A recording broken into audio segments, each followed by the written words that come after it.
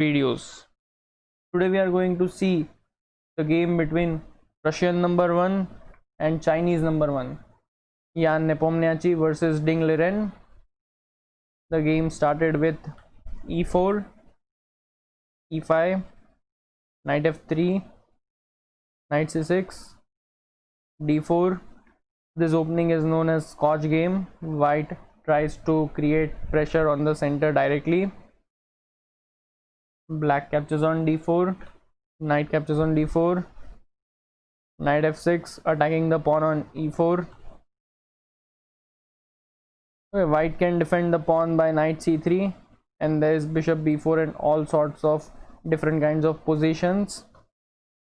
In this position, white played knight captures knight in order to push this pawn. Black took with the b pawn. If black captures with the d pawn on c6, then after queen captures queen, king captures queen, black's king will lose castling rights, and we can assume that white is slightly better. So instead of capturing with the d pawn, Ding Liren took with the b pawn with the idea to bring one more pawn towards the center. Now the pawn on e4 is attacked, so white played e5, attacking the knight. Black played queen e7, pinning the pawn.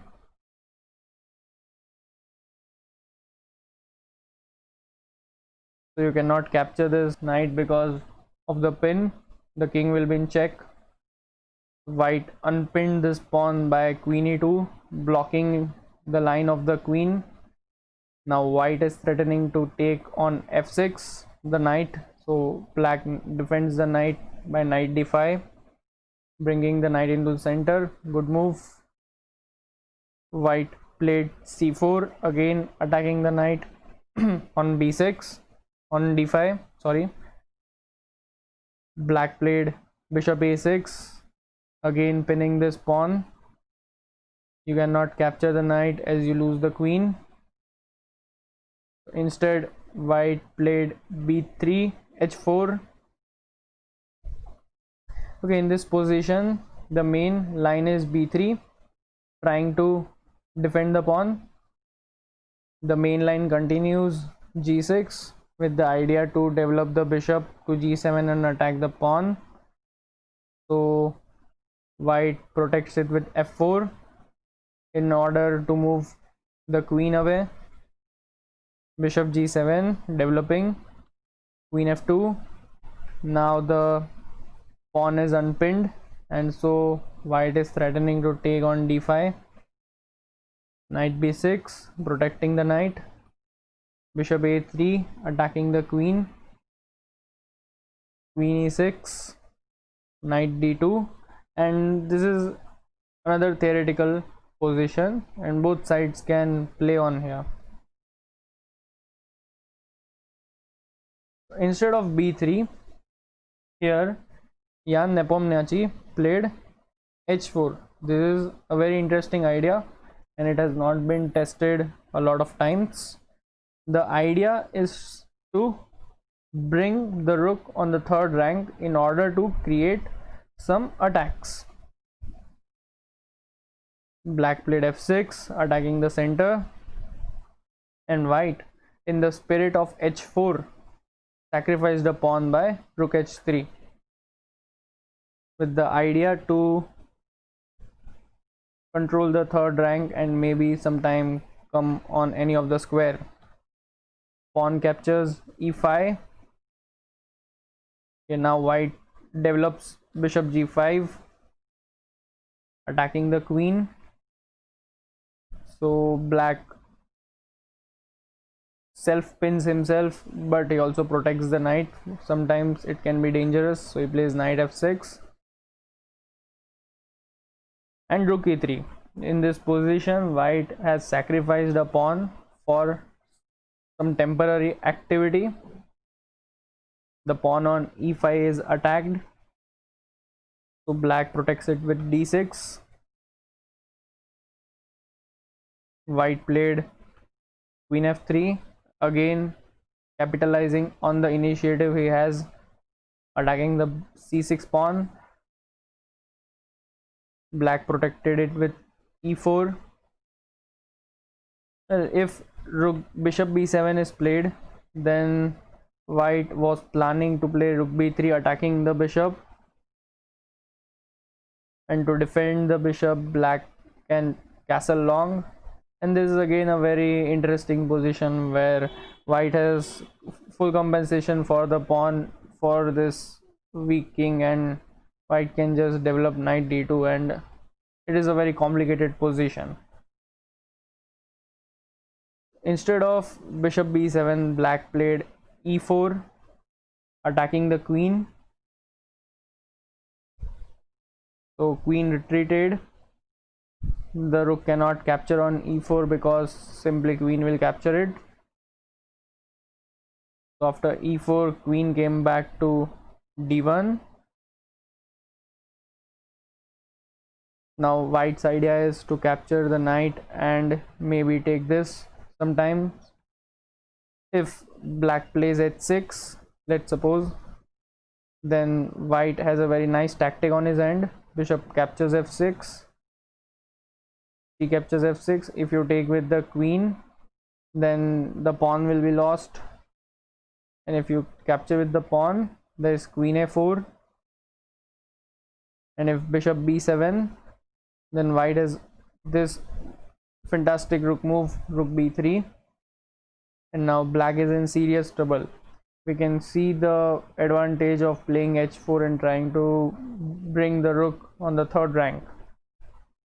And now if you cannot move the bishop because the c6 pawn will be lost and the rook will be lost, and if you go with the long castle, then white can capture on a7, again attacking the bishop, and this is lost for black. So instead of h6, Ding Liren played d5, protecting the pawn on e4. Knight c3 developing, bishop b7, and already in this position we can see that white's all pieces are terribly active and black is just defending. And here comes a blow from white. Pawn takes d5, pawn takes d5, and bishop captures on f6. Now white is going to simply capture on d5 as he has two attacks. Queen into f6, knight captures pawn. White is attacking the knight, white is attacking the queen as well as this pawn. Bishop captures d5. Now pause the video here and try to think what Jan Nepomniachtchi played here. If you capture directly with the bishop with the idea to attack the rook as well as the pawn, black has a very nice move, bishop b4 check. And if you play king e2, then black has this again beautiful check, and white loses the bishop. And if instead of playing king e2, if white plays king d1, then black can play rook d8, pinning the queen, and you lose the queen. So white, instead of capturing the bishop, had a very nice idea on his mind. He gave a check first. His idea is that if you play c6, then queen captures bishop. Excellent move. The double pin. The pawn cannot capture because the king will be in check, and if you capture the bishop, then you lose the rook. So a very nice tactic. So instead of pawn push, black played bishop c6, and now white captured on e4. You cannot take because of the pin. Black played bishop e7, and white played again a very fantastic move. Try to pause the video and find. He played queen d5, again the double pin. You cannot capture because of the king will be hanging, and if you capture the bishop, you lose the rook. So black is losing the bishop. He played rook d8, bishop captures c6, check, king f8. Okay, in this position we see that white is probably better because of black's weak king and white is very active. Queen c4 protecting the queen, bishop d6. If black captures the pawn on b2, then white can probably play simple moves like rook f4 check and white is better. Instead the game followed bishop d6, rook d1, trying to bring the last piece into the attack, g6, and white here made a slight inaccuracy of his attack. He played rook d3, trying to play rook f3, but instead g4 was much a better move with the idea to play g5. If black captures the pawn on h4, then white has a very nice move, queen d4, attacking the rook as well as pinning the bishop. If king g8, then there is bishop d5 check, and which ends in a checkmate.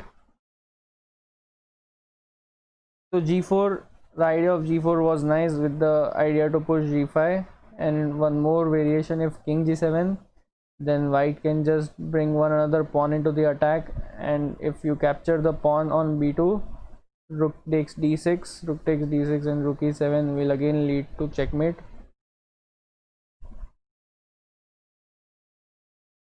But instead of g4, white played rook d3, which is also possible idea with the idea to play rook f3. Black played king g7, rook f3, queen captures on b2, rook f7 check, king h6, g4, and here black had an opportunity to draw the game despite his king being very weak. We can also see that white's king is also has become somewhat weaker. Black should have played queen a1 check, king e2, and bishop b4 with the idea to give this check. If suppose bishop d5, or if you play g5, then there's king h5 and there are no more checks. If you play bishop d5, then the drawing mechanism would have been queen e1 check, king f3, queen h1 check, king g3, queen g1 check, and the game would have ended in a draw. Instead, black gave a check from b1, and the difference is that after bishop b4, white can play rook d4 and he's covering this square on h1 which was previously unavailable. Black played rook h8 check, king f3 check, king g3, and now the bishop can guard on g2, which is very important. Queen g1 check and king h3. Okay, Dingleren tries the last trick, pawn captures e3 but is not successful. Queen captures, bishop f3, and he resigns, because if queen captures on d4 or rook captures on d4, g5 would probably end in a checkmate. And if in this position